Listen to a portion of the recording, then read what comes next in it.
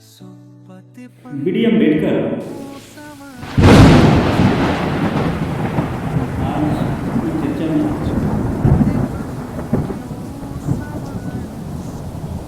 जो समाज में जो चल रही है चर्चाएं चल रही हैं कि हम समझ रहे हैं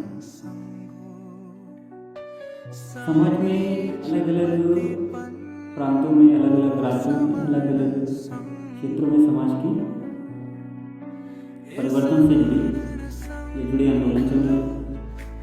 तो इसमें आप भी एक सामाजिक कार्यकर्ता और सक्रिय कार्यकर्ता, और आप मूलतः मध्य प्रदेश से और आप दिल्ली भी जाते हैं, तमिलनाडु भी जाते हैं, महाराष्ट्र भी जाते हैं। देश के तमाम हिस्सों पर आप भ्रमण किया और समाज को समझने के बाद जो आपने पाया कि सही क्या है समाज की परिवर्तन में, जैसे कि मनोहर काशीराम साहब और डॉक्टर अम्बेडकर का जो विजन है, दृष्टि है, और समाज में एक तरफ न्याय किया जाता है। तो इसमें एक आप युवा हैं और एक रिसर्च स्कॉलर हैं, आपने सेंट्रल यूनिवर्सिटी से पढ़ाई की, और तो इस तरह से इसको किस तरह से देखते हैं कि समाज जो है एक युवाओं को एक दिशा मिल सके और समाज का मूल्यांकन भी किया जा सके कि किससे समाज का हित है। तो अभी आपने हाल में ही अपने तमिलनाडु की यात्रा की और आए, तो कुछ आपका अनुभव है जो हमारे श्रोता हैं, तो उनको, श्रोतागण को आप कुछ इस दिशा में आप वार्ता रखें।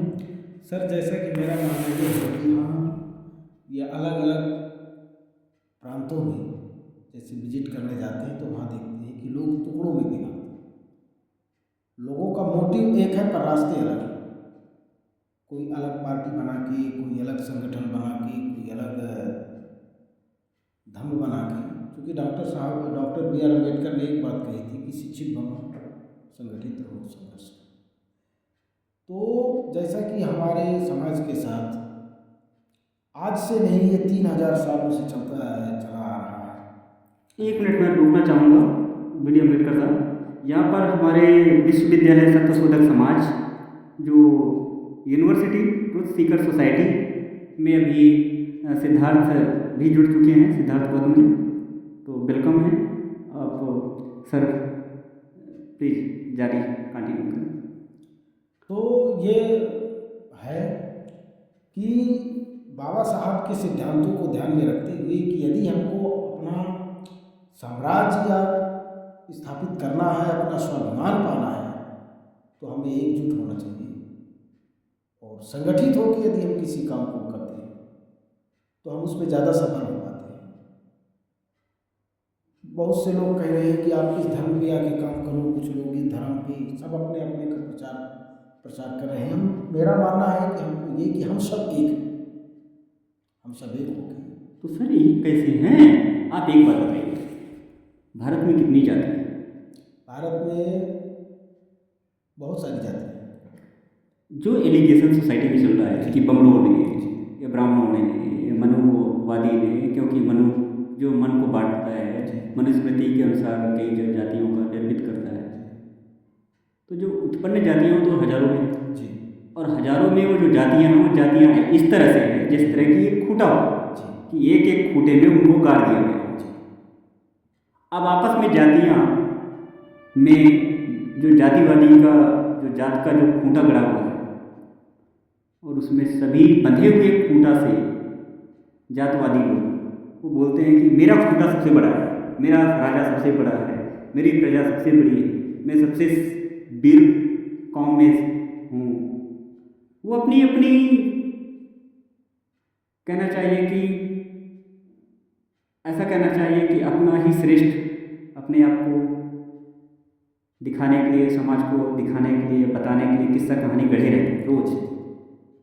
उससे कोई कुछ परिवर्तन मिल नहीं रहा है। जिस तरह की मनोहर काशीराम साहब ने परिवर्तन के लिए बोला कि जाति जोड़ो और जाति तोड़ो, ठीक है, रोटी बेटी का नाता जोड़ो, जो बात उन्होंने एक ब्रदरहुड, जैसा कि अभी आपने बीच में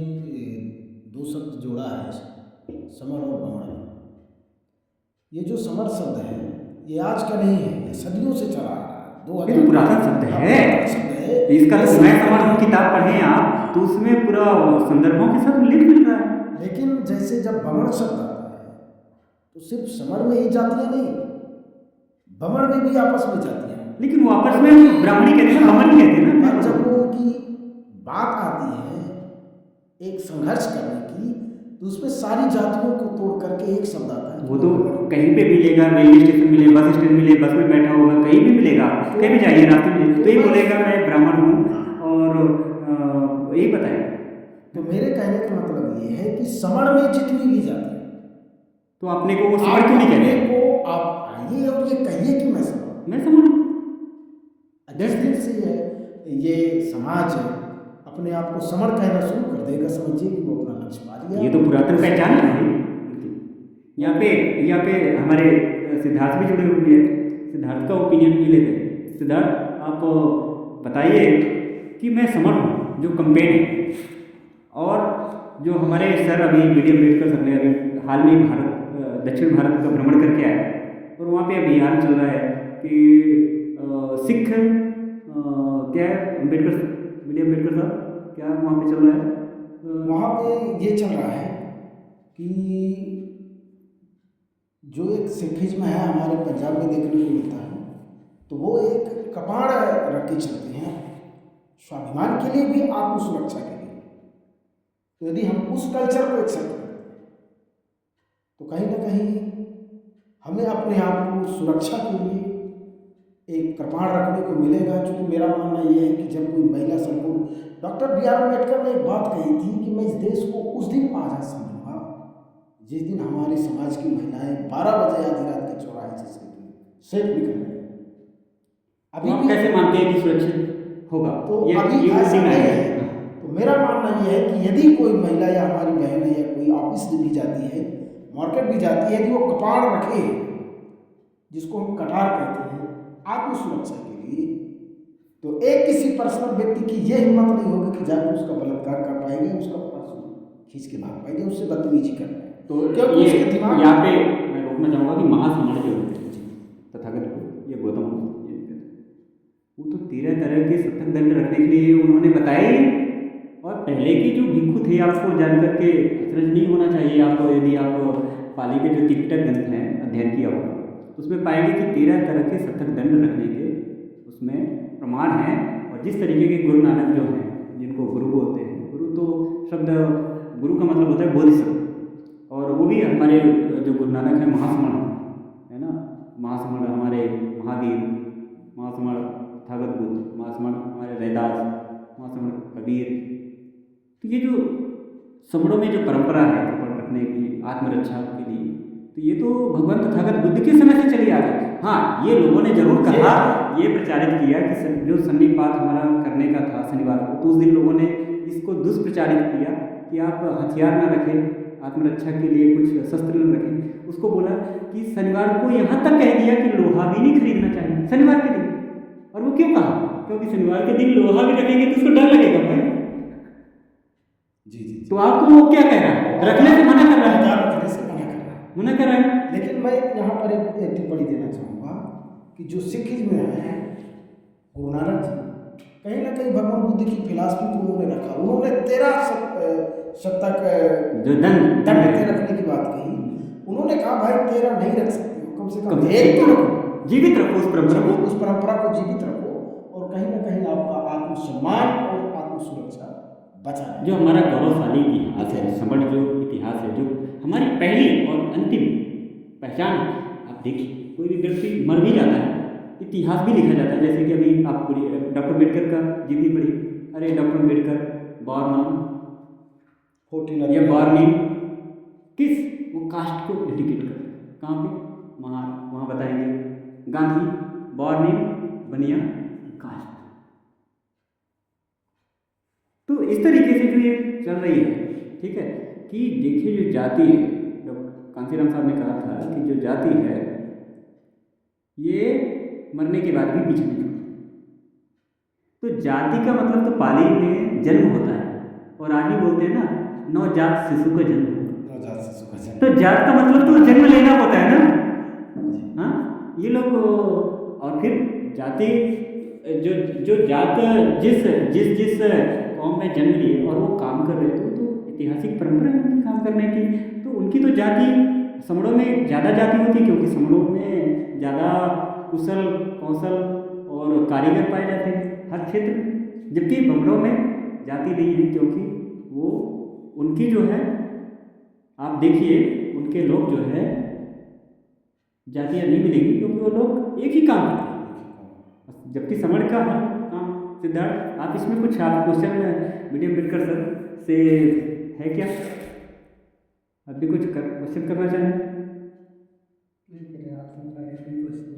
तो आप ये सुन करके आपको ऐसा नहीं लग रहा है कि जो समाज परिवर्तन है तो इसमें युवाओं का भागीदारी होना चाहिए? आप तो एक युवा है, एक यूनिवर्सिटी में पढ़ रहे हैं, आप भी यूनिवर्सिटी के कहना चाहिए कि रिसर्च स्कॉलर हैं, तो इस दिशा में युवाओं को क्या मैसेज देना चाहेंगे कि विश्वविद्यालय शतशोधक जो समाज है, जो अभियान चल रहा है, इससे जितने SC ST OBC religious converted minority जो कांसीराम साहब के जो कहना चाहिए कि जो 15 और 85 हैं, तो 15 यानी बमन और 85 यानी समण, ठीक है।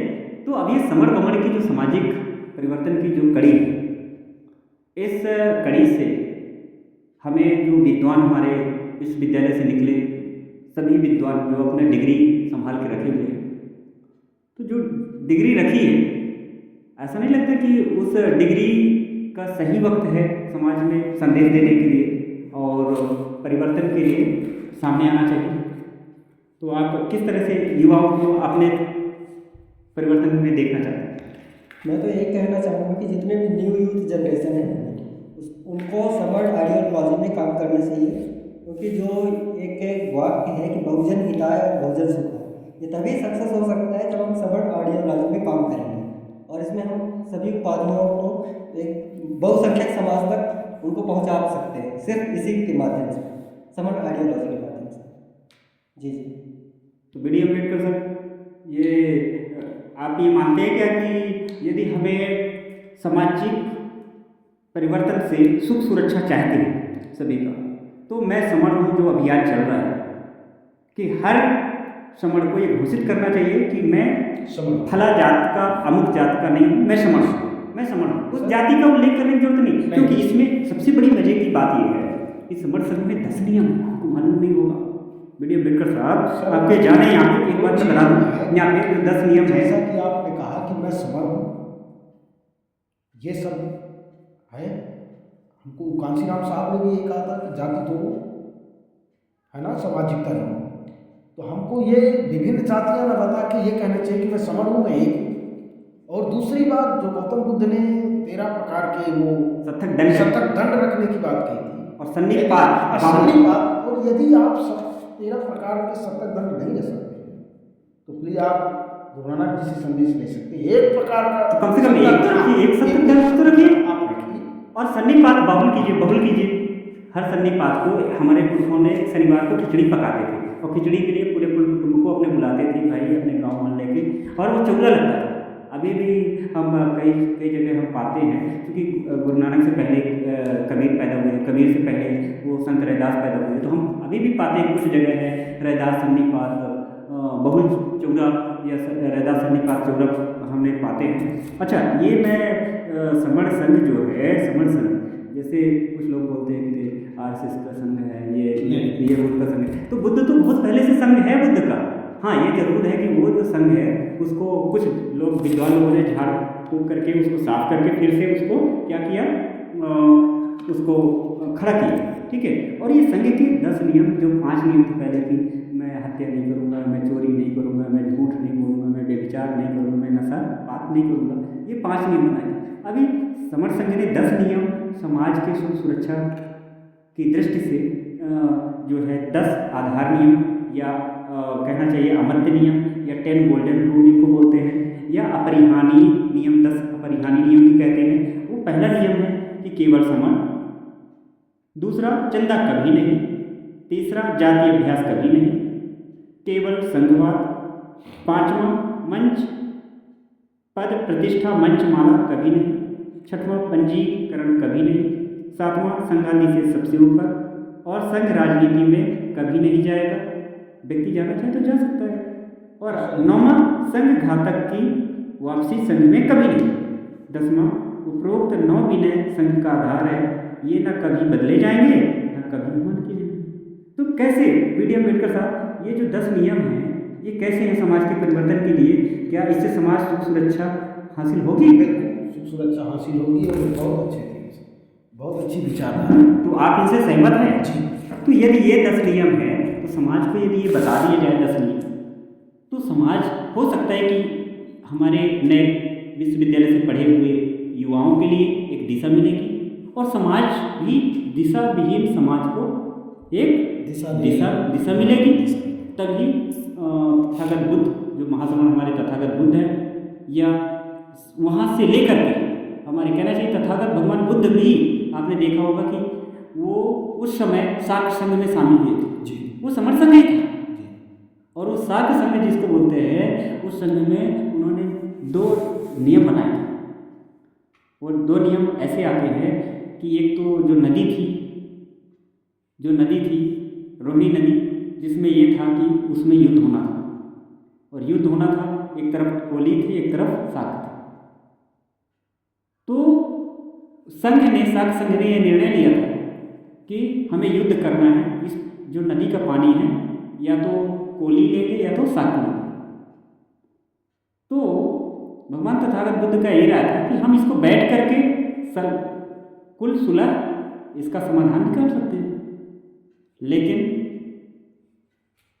संघ ने ये मना किया कि आपको युद्ध करना ही है। और उस संघ ने भगवान तथागत बुद्ध को बोला कि नहीं, आप उस समय भगवान नहीं थे, वो एक कृषि काश्तकार थे, एक किसान थे, किसान के बेटा थे, राजा थे और राजाओं के राजा थे। वो प्रजा और किसानों की भलाई के बारे में सोचते थे। वो जानते थे खून खराबा होगा, लाशें गिरेगी। तो उन्होंने क्या किया? उन्होंने बोला मैं युद्ध नहीं करूँगा, जो कोली है शाक्त के युद्ध के लिए मैं समर्थन नहीं देती। तो उन्होंने संघ ने बाकायदा उस समय दंड दिया राज देशद्रोही का और वहाँ से निकाला कर दिया, राज से निकाला कर दिया गया। और वही संघ, जिस संघ ने बुद्ध को सजा दी, और वो संघ आज देखिए अभी भी चल रहा है। यदि संघ को देखा जाए तो चींटी, पशु, पक्षी, जीव जंतु वो सब अपने संघ में रहते हैं और सुखी रहते हैं, सुरक्षित रहते हैं। और चिड़ियों को देखिए वो घोंसला कैसे बनाती हैं, ना कहीं स्कूल में जाती है ना कहीं कुछ जाती है। तो ये जो 10 नियम हैं, यदि इस तरह से इसको मनन किया जाए, संघ को नमन किया जाए, संघ को बंदामी बोले, संघ नमामि बोले, संघ को नमन करें। क्योंकि यदि किसी को जय भीम बोलते हैं, या जय कांसीराम बोलते हैं, या जय पेरियार बोलते हैं, या जय फुले बोलते हैं, या कुछ और बोलते हैं, सत श्री अकाल बोलते हैं, वाहिगुरु जी बोलते हैं, कुछ भी बोलते हैं, तो उनको ये लगेगा कि हमारा जो बुद्ध का जो टूटा हुआ संघ है वो कहीं किसी धर्म में अलग अलग बटा है, टूटा हुआ संघ, जातियों में बिखरा हुआ संघ है। तो आपको सिर्फ संघ को नमन करना चाहिए, इसका भी वादा नहीं। सुपतिपन्नो समान आप इसमें कहीं 10 नियम से उजुपतिपन्नो समान संघो ये मायापतिपन्नो समान संघो समीचपतिपन्नो समान संघो